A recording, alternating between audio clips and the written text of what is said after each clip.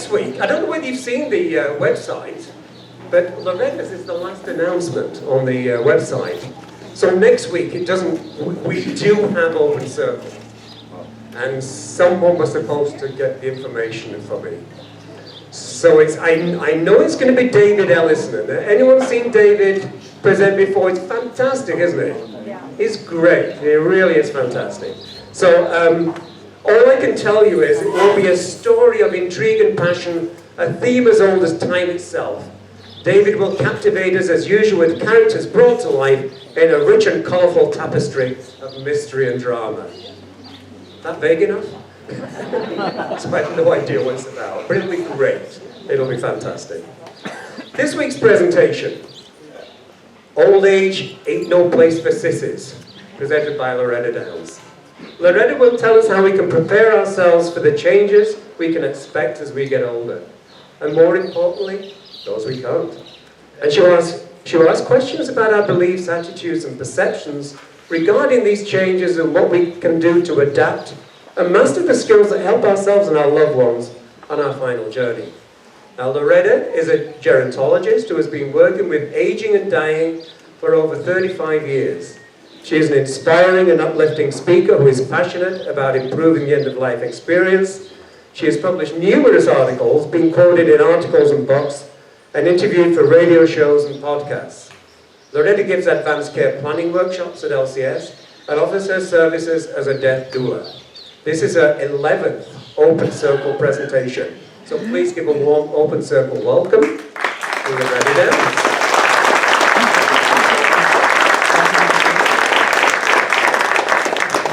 Thanks to the tech department. And thank you all for not being afraid to come today.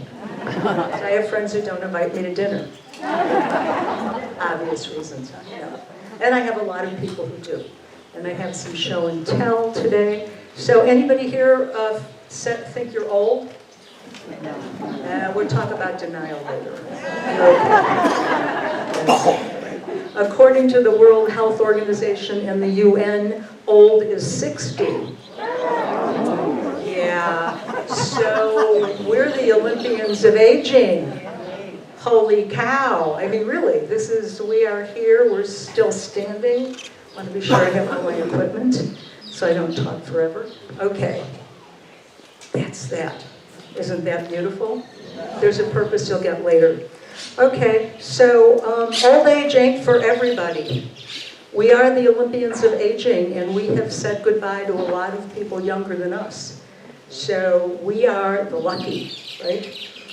I wanted to find what sissy is. I thought it was interesting. Bette Davis did say that, and she lived to be in her 80s. But the definition, according to Oxford, is a soft, timid, oversensitive person, or a boy or man viewed as being overly interested in things traditionally associated with women. Interesting, women outlive men. So maybe we need some of those qualities to spread around. What is old age? Some people will say it's anyone who's 15 years older than you are. Like that. It's getting to be shaky here. Life expectancy. In 1800, it was 30 to 40 years. In 1900, it was 46. In 2000, it was around 80 for North Americans.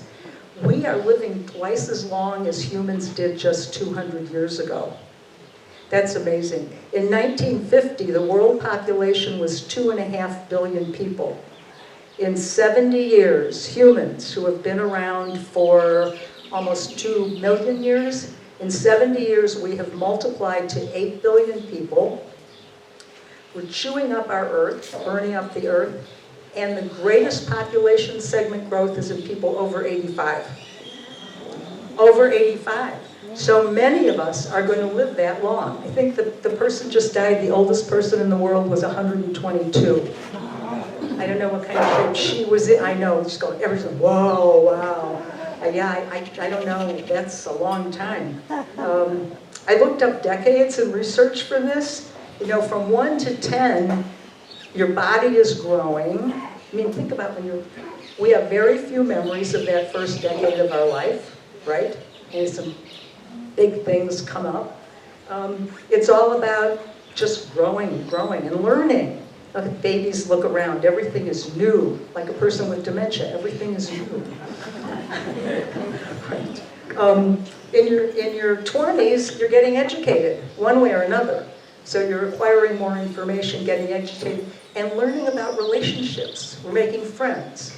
School friends are so much easier to make than later life friends, because you share experiences and situations, and you can commiserate with each other, help each other. 30s, we're working, we're starting to look at futures and planning, and now people aren't getting married till they're 30. Really, I'm noticing that more and more. The late 20s, people are getting married, they're buying condos first, and then they're getting houses and moving to the suburbs and having kids. So what's happening to the modern youth is much later than what happened to us. I mean, when I was 20, if you weren't married, that was a little strange. People saying, well, don't you have a boyfriend? No, not. The 40s, oh my God, we've accomplished a lot. 40s are great. Did you love your 40s? Yeah. 40s, yeah. 40s are great. Things are all going well. You might have to worry about losing a job or getting a better job or, again, a relationship that's not happening, relocating. I've noticed some young people here in town. Are you noticing young people? Yeah, it's like, because now we couldn't do that. We couldn't travel and work and make money. You'd have to take a gap year and spend all the money you'd saved. 50s, no, the American Association for Retired People sends out a letter when you're 49. Did you write? It's like, what is this? 50. I loved my 50s. 50 was great.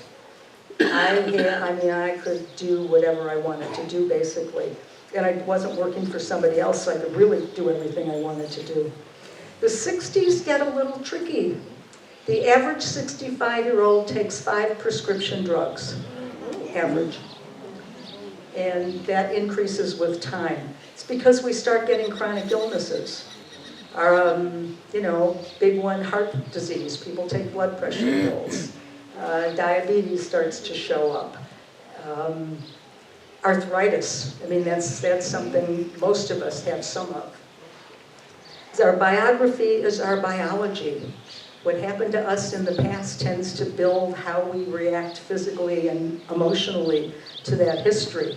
Early trauma. I think you probably read a lot. I see trauma counseling, trauma education, how to support people who've had trauma. Think about the people in that hurricane Friday. I mean, the kind of trauma that's going to go with them for the rest of their lives is going to affect their health.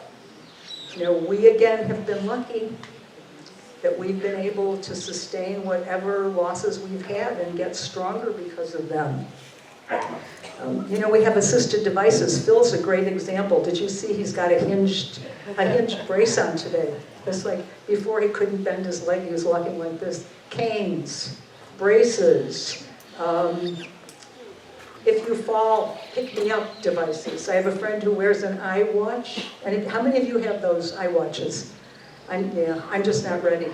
And it tells her kids if she's fallen and what her blood pressure is, if it's dropping. I mean, we have some amazing technology to help us these days, which go on and on. I'm old now. I'm 73 and a half. I'm officially old. And I woke up about a year and a half ago in somebody else's body. What happened here? This is like, and don't ever do a downward dog naked, because you'll just want to break all the mirrors in your house. Yeah, somebody said to me, I said, you look really healthy and good. She said, I'm getting wrinkles. And I said, that's great. Plan on getting more. Right? I mean, it is what it is. The technology isn't working. I talk with my hands, so this is not my favorite thing. And I almost went, and I said, wait a minute. It is what it is. Thank you very much for being here. I don't have to shout over this crowd. Okay, so retirement. How many of you waited until you were 65 to retire? How many took early retirement? Okay, how many of you worked longer than 65? Yeah. I'm still working, but if working involves a paycheck, then I'm not working. But yeah, we have this advantage that we are retired, we can do anything we want. I have a friend who printed business cards. Man at ease, I can do anything I want with whom I want, whenever I want. Cards, yeah. Brave guy. In America, the retirement, United States, retirement age has been raised to 67 for people who were born after 1960. And not only are Americans, we put in more time weekly on jobs, but productivity. The Canadians at 65, and France, you may have read, is having they're having protests in the street because they want to raise the retirement age from 62 to 64. And the reasoning is there are fewer workers now who are contributing to the system for the retirement funds. And that's what happened in the States too, is when they raised it to 67. Because the biggest population shift is us older people. Now I know people who hate the word senior. Really, people, gerontologists who don't like the word senior, because it's kind of condescending. Old, we have to prepare ourselves, we have to change some attitudes. Like, why did old become a bad thing? That's silly. Here in Mexico, I love it. Nobody says how old you are, they say how many years do you have. There's just this reverence for years in time. And I think that's part of our future job, is that we have to elevate elderhood and old age. Somebody's having fun. I wonder how old that person is. Is it going to land here? One of those unexpected events we can't plan for? Those things do happen.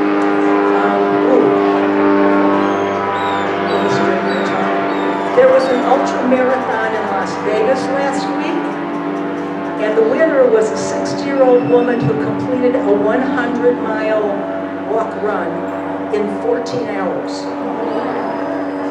Yeah, I used to run, which is part of the problem. I have orthopedic issues, but it helped my mental health. And an 80-year-old finished. There were 4 men who walked over 80, and an 80-year-old won, and he finished in 29 hours and 40 minutes. That makes sense, doesn't it? But still, 80? We have the true Olympians. I think it's important that we look up for role models who are doing aging well and living dreams, which every one of you and we're all living our dreams, aren't we? We're here.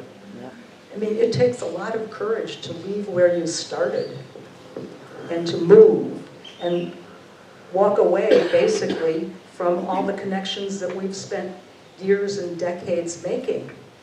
But we had a mission, and this has been a great place to land. We have so many opportunities here, not only to live well and have well-being, but to connect. So how do we prepare ourselves for changes we can expect and those we can't? These are questions I ask myself all the time. First of all, there's death and taxes. We know about that. You can't change that. Our seasonal friends go back. For the next few weeks, I'm going out with friends I'm not going to see for months. And this is a loss. It's just saying goodbye. It's also practice. It's a very good practice. Because one day will be the last goodbye. People won't come back. Margaret Van Every, as Phil mentioned, moved back to the States, where she's very happy, by the way. That was a loss that had to be processed by a lot of people. And we're all dealing with that. How many of you have had a close loved one die in the past year? Yeah. Okay. That's the way it is. So this is also these opportunities for us to build capacity. Things we can expect. I spent years and years when my mom lived in a nursing home, last 6 years of her life. Quality years. Her body wasn't so good, but her spirit was. She said, I feel like they treat me like a queen. Was the first time in her life she wasn't the cleaning lady either. She didn't talk to me for 3 weeks after she was moved there, but we got through that. And she had a particular friend, Muriel, and every time they passed in the wheelchairs, they would say hi. And one day we were going one way, and Muriel was coming another way, and they put out their hands, and they just touch. And she said, "How old are you?" to my mother, who said, 90. And she said, "Oh, you're young." And I said, "How old are you?" And she said, 93. So it is all relative. Keep that in mind. You know, pay attention. The way we can prepare ourselves is to learn from other people's experiences. Right now, I have 3 friends dealing with serious cancer, and one who had a very devastating stroke 5 months ago. And I'm paying a great deal of attention to their decision-making process, how they're taking treatment, what they're saying no to. 3 of them have been married for over 50 years. So the life changes that involves are worth studying, and our best teachers are each other. We are our best teachers, looking at the experiences, looking for teachable moments. Is that my phone? Oh, no, there's a phone. I set mine on timers so I'm not late. Okay, good. Patrick Swayze, remember? He died in 57 of a pancreatic cancer. And this guy, well, Dirty Dancing. Yeah. We all saw that. I saw it, I think, 4 times. You know, his wife talked about realistic optimism, was how they went about his treatment and his future. And I think those are really important words. And that's how, you know, denial doesn't help us. Running away is only a way to get in more trouble. Remember that from when you were a kid. You know, drills. Schools have fire drills and earthquake drills, and we need falling drills. I'm serious, we do. I was walking here last week, and there was a woman down. She hit her elbow and her knee. A friend was with her, and they both had flip-flops on. Yeah. Please. Right. Oh. If they work for you, okay, but you're increasing your risk of doing something that will really cause you some trouble. Carry an in case of emergency card with you at all times. Who to call if you do fall and you're alone. A little card, just write it up. The doctor, best friend, somebody with a car, because you're not going to be thinking. If something happens, something that's unusual, we don't normally do, have an emergency contact list available in your house where somebody who comes can see you, see who to call, see what to do. Big letters. I had a friend with dementia, and we talked about what if something happened to her husband. So we wrote big letters, the name of the nurse and doctor and who to call, and she actually twice had to use it. But we posted these signs all over the house, so it became familiar for her. You know, friendship is one way that we can help ourselves through the changes that we can expect. This is an article out of Bottom Line that a friend of mine gifted me. It's a wonderful publication. It leans toward the retired group. I guess we're retired. And it said, the key to healthy aging is friendship. Now, I have been so lucky here to make great friends. I have great friends in Chicago, but I have great friends here. And it's just, I think that's why a lot of us thrive here, because it's so easy. There's a research that was done, and it's a big research project where they studied longevity studies, and they came up with living a long life, having a large social network matters even more than exercising or losing weight. Major study.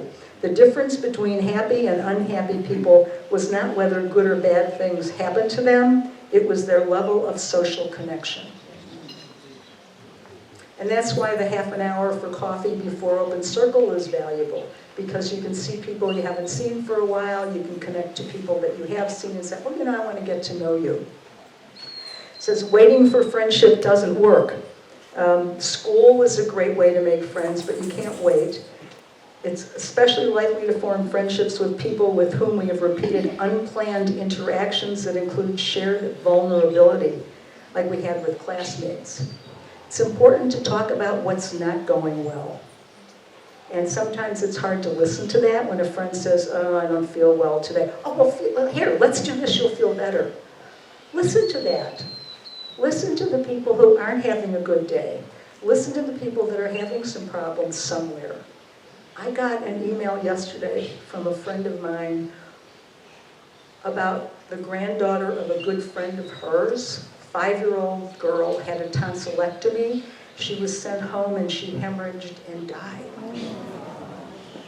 Old age ain't for everyone. That is a tragedy. Her 7-year-old brother is just overwhelmed by this, parents, grandparents, everyone who knows them. It's been very difficult to process that. But the best thing anybody could do is just hold them, say, I am so sad with you. No advice. You can't understand what's happening in a situation like that. And I took it to be very grateful that I'm 73 and a half. And I haven't had such things happen to me. Lucky. That old age ain't for everyone. Vulnerability offers in the form, the risks associated with showing vulnerability in social settings are greatly outweighed by the benefits that vulnerability offers in the form of strengthened social bonds.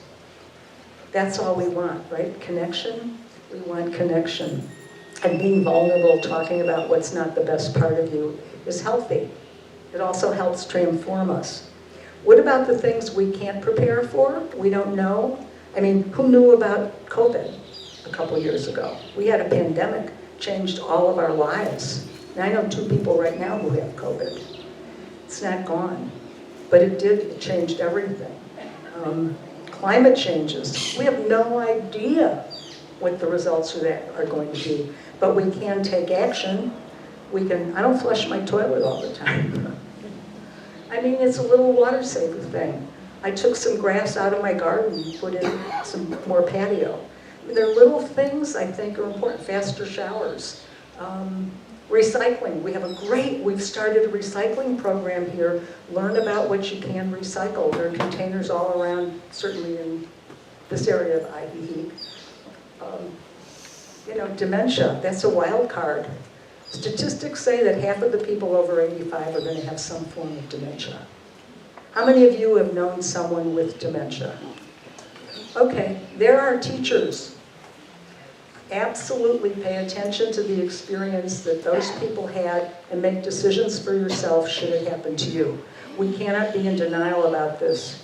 It's going to be a big issue for all of us. And loving somebody who has dementia takes a different form. I mean, unconditional love really gets escalated there when you have to repeat the same answer to the same question 20 times a day. It is a very difficult disease, and I have no answers for it. That's why I'm saying we have to pay attention to what's going on with people. About world politics. Whoa, no control over that. When they say Taiwan just got jettisoned by its one social connection because of China, who knows? My great-nephew Brian is now my great-niece Danielle. And how many of you have loved ones that have decided to change? Yeah, this is, and there was no way I was prepared for that. Didn't see it coming.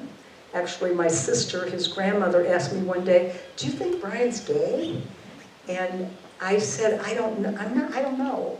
But there was something happening. And I said, does it matter to you? And she said, no, I love him. I just want him to be happy. That's the end, that's the bottom line. To wish other people to be happy. It makes us happier. How about AI? We all have these cell phones. 15 years they've been out, 20 years. Who would have thought our lives would be so dependent on a cell phone, on mobile travel? You don't have to sit at home all day waiting for somebody to call you. You can just be wherever you want to be, even in the bathroom. Oh God, I hate it when I get a call in the bathroom. Just in a public bathroom even. Yeah. So those are things that we can't be prepared for. So the essence is to change our minds about what's bad and what's good, to turn fear into something else, to have realistic optimism and not denial. I remember when breakfast for me was cigarettes and a cup of coffee.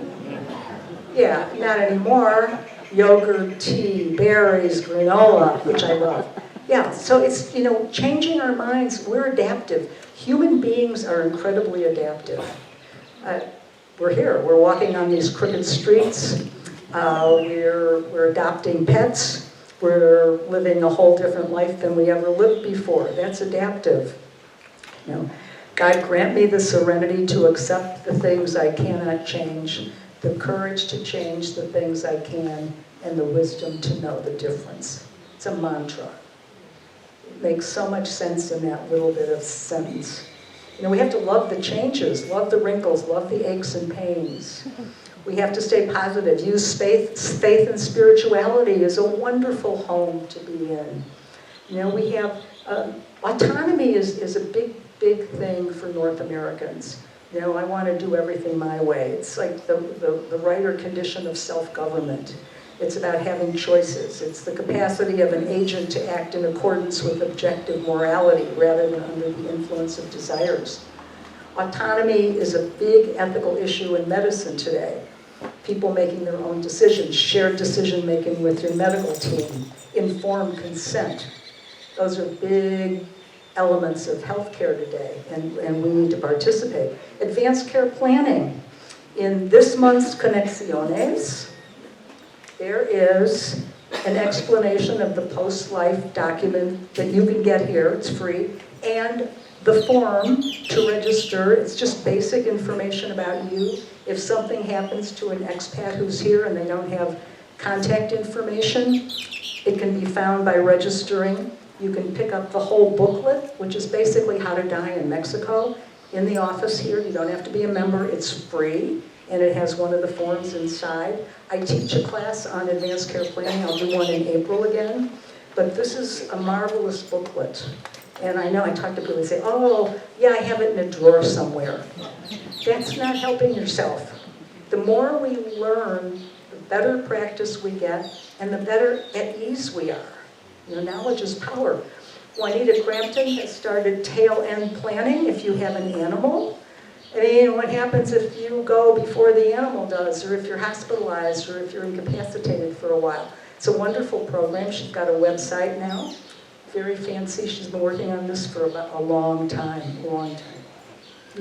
And I want to read something from Cahill Gilbran. It is said that before entering the sea, a river trembles with fear. She looks back at the path she has traveled, from the peaks of the mountains to the long winding road crossing forests and villages. And in front of her, she sees an ocean so vast that to enter there seems nothing more than to disappear forever. But there's no other way. The river cannot go back. Nobody can go back. To go back is impossible in existence. The river needs to take the risk to enter the ocean, because only then will fear disappear, because that's where the river will flow. But it's not about disappearing into the ocean, but of becoming the ocean. Take the chance. Celebrations of life are taking new forms. How many of you have attended a celebration of life after someone died? Right, they're joyful. They're like, oh, this is wonderful, all the pictures. How many of you have attended one before someone died? Yeah, I went to one not long ago. A woman here, she was in her late 60s. She had cancer, she tried chemo. After a while said, this is not gonna make me live longer well, and decided to stop. Her friend team got together and watched over her and took care of her. And I don't know, it was a month or two before she died, she had a celebration of life. She invited 60 people. Eve's closed for the afternoon. Came in, everybody got 2 drink tickets. They served appetizers and tacos, and you could order anything you wanted off the menu, more drinks. There were paper flowers in the pots all around, and they had made a throne room for her with big chairs and some visitor chairs, and in front of her was a table full of trinkets and things, and next to it was a dead tree with little plastic bags with jewelry. and she told everyone to take something. Now, I barely knew this woman. She was a client. I worked with her shortly. But I took these earrings, and I will never forget her. I'll never forget that day. It was such a simple little thing, and everyone who was there has a special memory of that day. And I asked her, how do you feel about this? And she said, I'm happy, I'm going home. That's where I want to be at the end. I want to know that I'm going home, wherever that may be. I kind of think it's here. So what skills do we need to master to adapt to the changes to live to 90 or 100? Pretty simple. It is not happiness that makes us grateful, but gratefulness that makes us happy. And how do we live gratefully? By becoming aware that every moment is a given moment, as we say. Every moment. Brother David Stendhal Rast operates the Network for Grateful Living. I suggest you go on it. You can get a daily message from them. It's actually made me happier. Every morning, one sentence, a positive sentence. He calls joy the happiness that doesn't depend on what happens. And gratefulness is not an easy gratitude or Thanksgiving, but a full-blooded, reality-based practice and choice. Practice it. People keep gratitude journals. It truly transforms the mind. They have done scientific studies. The more grateful you are, the happier you are. It changes our brain structure. The Dalai Lama, one of the happiest people in the world, the man had to run from his country. He's constantly under surveillance. He says, if you want others to be happy, practice compassion. If you want to be happy, practice compassion. Happiness is determined more by one's state of mind than by external events. They both agree. You know, compassion for ourselves first. There's a lot of not good enough that's been built into us from a long time ago, and it's a very hard attitude to change. But if you start being grateful and appreciative, like turning complaints into gratitude, oh, the traffic. It took me forever to get blah, blah, blah. How about being grateful you have a car? You're part of the problem. And it's only maybe 2 miles. I lived in Chicago, and you could be in traffic for 100 miles. I mean, horrible. Any big city, traffic is terrible. We got to stop complaining and turn it into gratitude. I'm going to complain about the slow service. Hey, you're in a restaurant. You're not cooking yourself. Practice this. Shift that negativity, like the microphone. I'm not liking this at all because I want to be doing that, but I'm lucky to be here talking to you and very grateful about that. Work complaint to gratitude. The basic source of all happiness is, this is the Dalai Lama again, a sense of kindness and warm-heartedness toward others. We're all the same human beings. We're born the same way. We die the same way. And we all want to lead happy lives. The key to happiness is peace of mind. So whenever you feel yourself not feeling peaceful, notice that. Try to let it go and come up with something that makes you feel peaceful. You can do it. We're adaptive. No more cigarettes and coffee for breakfast. He says happiness is found through love, affection, closeness, and compassion. Not only do humans have the capability of being happy, but the Dalai Lama believes that each human naturally has a gentle quality within them. You know, I have to say the Mexicans, this is obvious to me. This is a culture of, even though they have that Aztec roots and the Mayan stuff, this is a gentle culture. You know, the family unit here is like 50 cousins. People are connected, they're happy, they celebrate everything. We have a lot to learn. They're polite. Buenos dias, señora. And I mean, they're polite. I don't feel that when I go back north. We can learn so much from just being in this culture and modeling. There is, the Dalai Lama and Desmond Tutu had a meeting, and the result was the Book of Joy, it's a book, and a Netflix show called Mission Joy, Finding Happiness in Troubled Times. I highly recommend you look at it. It's another practice, service, volunteering. We don't have to go to work. I mean, you can't sit home watching Netflix all day long. There's so many places that you can put energy, get purpose and meaning in our lives now that we're living twice as long as people did 200 years ago. What are we doing with all that time? Think about how you want to manifest yourself, how you want to be. This is on Franklin Roosevelt's monument. He's the guy who said a car in every garage and a chicken on every plate. He said, the test of our progress is not whether we add more to the abundance of those who have much. It is whether we provide enough for those who have too little. I'll tell you, one of the things here that really matters, we have a lot of beggars. It's nothing like Chicago, though I have to tell you. The homeless situation in the north is really tragic. But here, look at somebody in the face and smile and say, no, thank you. And being invisible it's awful. I got invisible at 50. Nobody looked at me anymore. I used to walk down the street and want somebody to look at me. 50, no more. Don't turn any heads. That was an adjustment. Bought a red fur coat, thought that would do it. Didn't make a difference. Got a 65 Mustang convertible. Didn't make a difference. I drive down the highway and I get these guys, and the truck drivers, and they look down and go, hi, baby. And I said, okay. So that didn't keep it. I sold it to a friend. You know the starfish story? I tell this, I love this. Big storm on the ocean, and there's hundreds of starfish washed up. And in the morning, a little kid is walking by, and it's picking them up and throwing them in one at a time. And old person comes by, elder, senior, and says, do you think you're making a difference, child? And the kid picked one more up and said, I am for that one.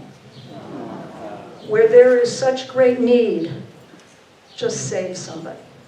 Do something kind for somebody every day. It can be one of us, it can be somebody you don't know. But it will change you. Okay? I asked one of my friends who's been dealing with cancer for 5.5 years, and she's really kind of at the end of treatments. Not because they've been successful. And I asked her these questions, and she said, meditation has been key component in dealing with illness and willingness to change and accept the journey. I always want to be in the know with support, but mostly listening. Be around positive, realistic people who understand this is my journey. Can't be judgmental. We can't tell people don't do that or fight harder or try this treatment and read this book. This is my journey. Enjoy all my specials, my dog, plants, memories, and make it simple. I do need a plan and very willingly to change if necessary and express my love. I hope this helps. I'm a little high on my painkillers. Quote, listening. The adaptation that we need to make is ask for help and receive it. So tough. That's hard for me. I get a lot, I see this. Oh, let me carry that. No, I'll carry it myself. What the hell? Let me carry it. I'll open the door. No, I can do it myself. I understand. It's that autonomy. It's wanting to be stronger. It's wanting to be healthier. But when you're alone, you can do everything because you have no choice. If somebody's offering you, take it. I can do this. So, as a finale to this, all of us wonderful, marvelous elders, wisdom holders, Ben Franklin, we grow too soon old and too late wise. We gotta make him wrong, right? So on my mom's 90th birthday, I asked her how it felt to be 90, and without even stopping, she turned and said to me, it went so fast. As this has, as it's going, okay? Old age is an opportunity. Old age ain't for everybody. We are so lucky to have it, and it's really important that we use it well because everything is going to change. I will not have this body in 5 years, and I certainly won't have it in 10. As my orthopedic surgeon said to me last year, you have terrible arthritis in your spine.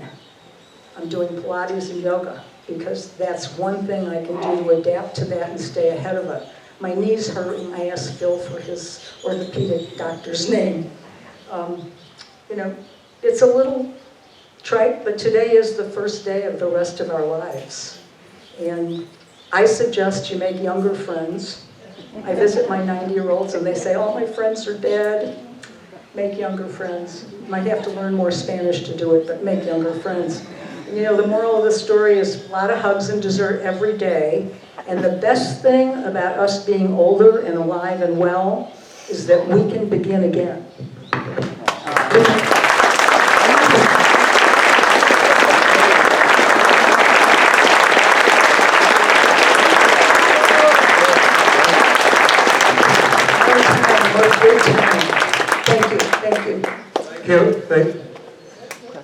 Thank you. Thank you. Thank you. I thought you had about half a kilo of sand left. I thought, oh, again. If you have any questions for Loretta, I'm going to take the easy route and get the ones in the front first. So. Can you repeat the title of that movie? What was it? Mission Dalai Lama. Mission Joy. Mission Joy. Finding happiness in troubled times. And this is on video, because I did say a lot of things you might want to hear again. Anybody else? Yeah, we have... Okay. Hi, testing.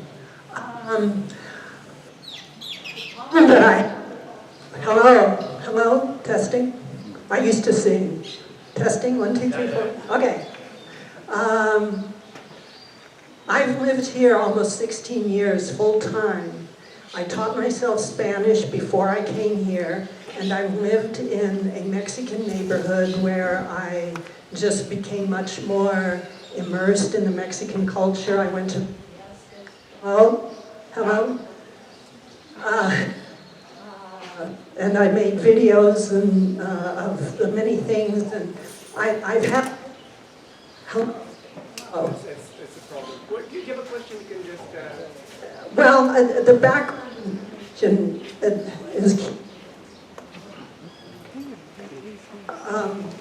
is there another microphone up there? We're gonna try new batteries. Okay. See, my brother-in-law used to say, spit happens. I like that, because he talked to kids a lot. Spit happens. It does. Be unexpected. Yeah. I mean, we're waiting for a rainy season, right? Who knows when it'll come this year. There's that too. I try to just wait for things like my next meal. Who am I eating on? Isn't that great? I mean, we have got such problems of abundance.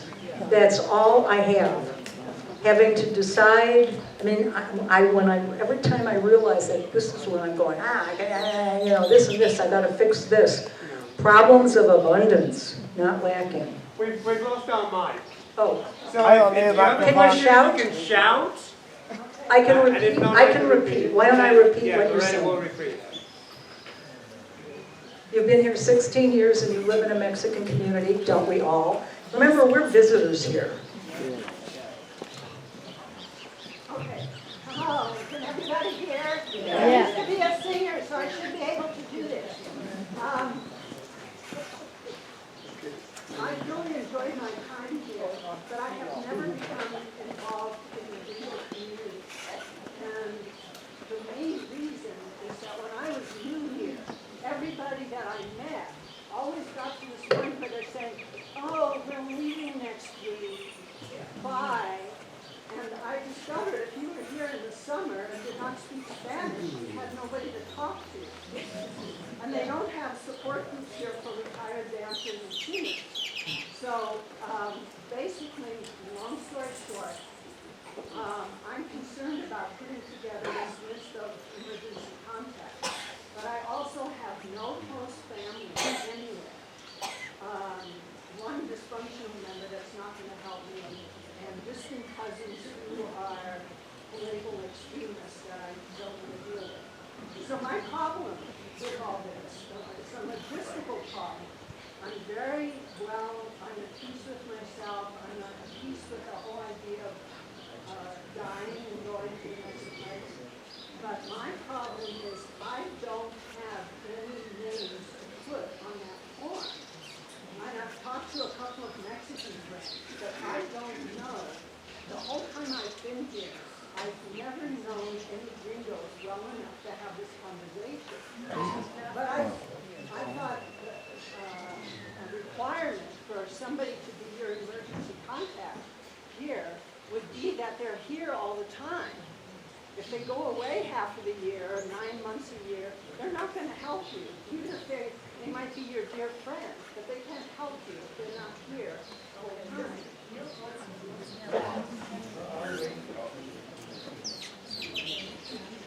Come on. Thank you. You've been here for 16 years, living in a mostly Mexican community, did not get deep connections with the gringo community because of the season, the snowbirds, the sunbirds, it's hard. First of all, Gandhi said, be the change you want to see. Start a group for retired singers and dancers on Facebook. We have Facebook. I don't go on it a lot, but when I do, there are groups for everything. And really, I mean, the LLT, the Lakeside Little Theater, has former performers that do things at the theater. The emergency contact this is important. Start with your doctor. Have a conversation with your doctor what's important to you. I hear a lot of people say, if I get blah, blah, blah, I'm going to shoot myself. We cannot do that. Do not even ever say that. Don't engage in that. That is not the way out. It causes horrible results all over. But talk to your doctor about what is important to you. And put your doctor's name first for a contact. Talk to your neighbors. The neighbors, does anybody have a key to your house? Yeah. No. Your housekeeper doesn't? I moved into another place where I am now, last year living in Ringo community, but they're all older than me, and I know that they would not be a good candidate to help me. They're the ones that need help. See how they all Okay, an 80-year-old just won a 100-mile marathon.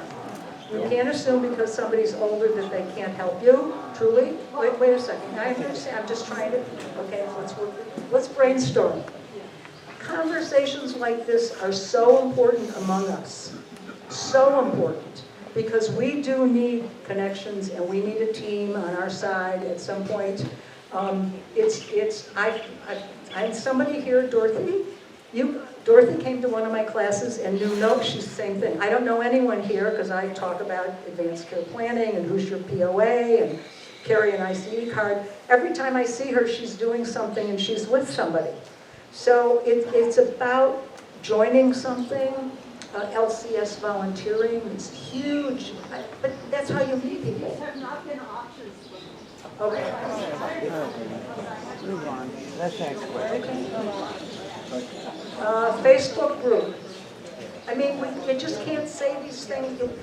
Limiting beliefs are going to limit progress. I understand all this, but Even a Facebook group, and I am on Facebook, I have a nice small little circle of Facebook friends that are also residents here. But the responsibility soon in filling out these things is that these people are going to treat you like a family member. And the awkward thing is that you might have a nice friend to have coffee with and blah, blah, blah, but are they going to drop what they're doing to actually come and help you? yes. All right. Okay, here. Bernie Glassman is a Buddhist teacher, and he was talking about Avalokiteshvara, who has 1,000 hands. You've seen this deity, Indian deity. And a man stood up and said, I only have 2 hands. And Bernie said, everybody raise your hand. Raise your hand. Raise your hand. Raise your hand. Now you have 1,000. No, wait, no. Wait, we're running out. Onward. We're running out of time. We're running out of time. We have to get to some other questions. If you want to Anna, talk to here? me privately, not today, Google me. You can get into my website, and you can contact me through that. I'd be happy to talk to you. Do we have Anna Hill? Okay. Is it working? It's not working. It was working a second ago. Okay. I got it. Loud voice. Okay. There are people here who haven't made inroads yet. This is a very nice town and it's very easy to make friends. Okay? Yes. Just go to the plaza and you connect with some, not with everybody. I'm offering you, myself and my partner, to be your contact. I'm Mexican and Bulgarian. So, one experience I just had a couple of days ago. I arrived in front of my house in my bicycle and there was an expat maybe 80-something years old, okay? And he enjoys riding his bike, okay? One thing that you need to help yourself. He did have his mobile phone and he was dehydrated. The ambulance has to take him. And I kept his bicycle in my house. His son came back later on, okay? Also, there is now, we cannot push my partner, okay? I want to enjoy his life. I cannot keep him on a cage, but we have to make things to prevent accidents or whatever. He forgets his key on the front door many times. What we're going to do, okay, I'm not going to stop him for going out, but I'm going to put in a chain attached to him, to his keys. Something like that to help you to enjoy your life, but prevent yourself for something dangerous.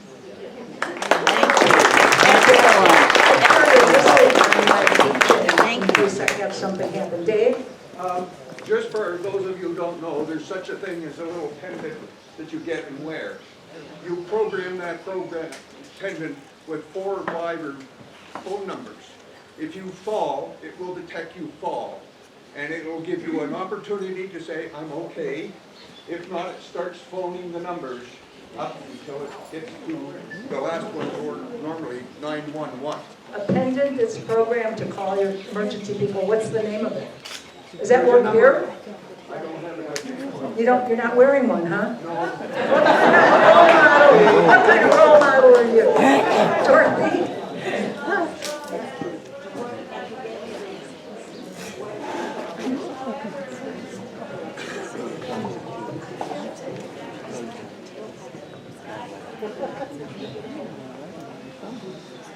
We're reaching out. The Reaching Out program, shame on me.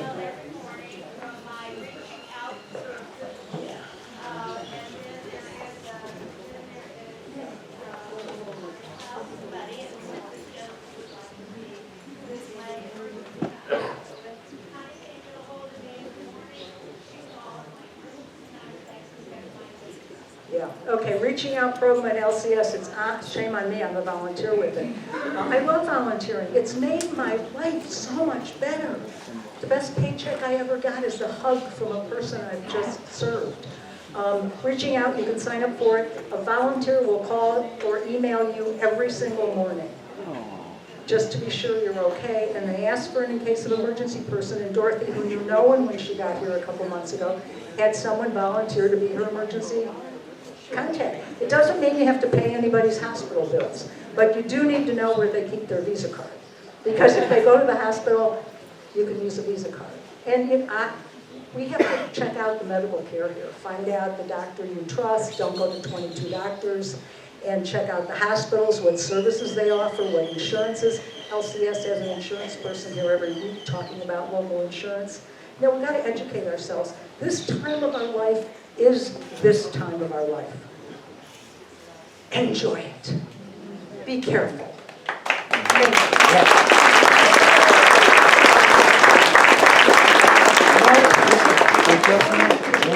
It hasn't run out yet, so we're on time. I'm Angel. Well, thank you very much for coming. Don't forget Tony Bowles back on. Next week is David Ellison with a fascinating talk. And we'll see you. If you're not here, if you're going back north, have a great summer. We'll see you. Hello, how are you? Oh, thank you, thank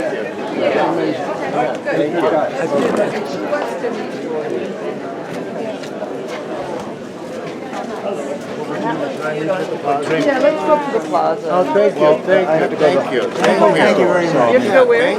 We parked up near Goshes. We're going to walk up That there. was actually Take smart. care of yourself. Do you want to ride up with Always us? take your phone and No, I'm going to walk. Yeah, we will walk, but thank you, because Wayne already found the parking. Yeah. Let me just go say hello to Loretta. So reserved under Maria, Maureen, Maria. You're on video here. yeah, Mary, Maria, Maureen.